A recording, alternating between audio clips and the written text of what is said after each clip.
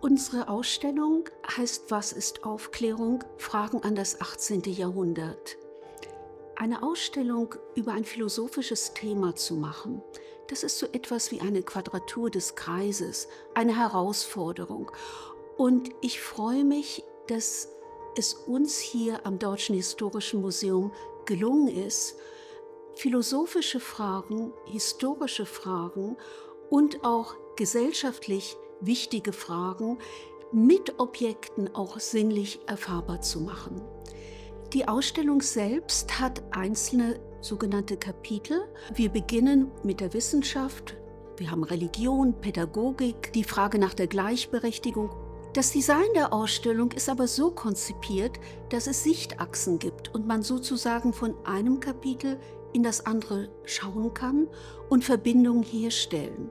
Wir denken nicht an eine logische Folge, an einen kausalen Ablauf, sondern an Konstellationen.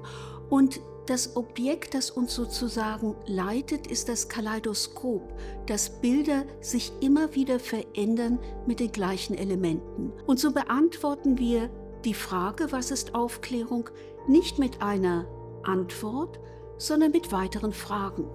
Diese Fragen sind konkreter und kleiner. Wie sieht Pädagogik aus? Wie sieht die neue Wissenschaft aus? Was heißt es, Gleichberechtigung zu fordern? Was heißt es, Emanzipation zu fordern? Wir haben zum Beispiel Thomas Jefferson, der schreibt die Unabhängigkeitserklärung der Vereinigten Staaten und dort sagt er, alle Menschen sind gleich. Aber der gleiche Jefferson hält Sklaven.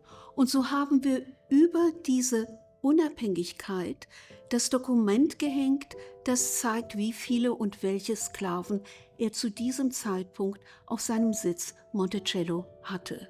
Und diese Art der mangelnden Umsetzung und Widersprüche versuchen wir durchweg zu zeigen, um den Besucher zum Nachdenken zu bringen und sich zu überlegen, ja, wenn man es im 18. Jahrhundert nicht geschafft hat, die Forderung, die man stellte, zu erfüllen, wie können wir es heute machen? Dazu sind wir über die Ausstellung von Objekten hinausgegangen und haben Interviews geführt mit Persönlichkeiten aus der Wissenschaft, aus der Philosophie, aus dem öffentlichen Leben und gefragt, was bedeutet Aufklärung für Sie? Wie gehen diese Konzepte und Ideen in Ihre Arbeit ein?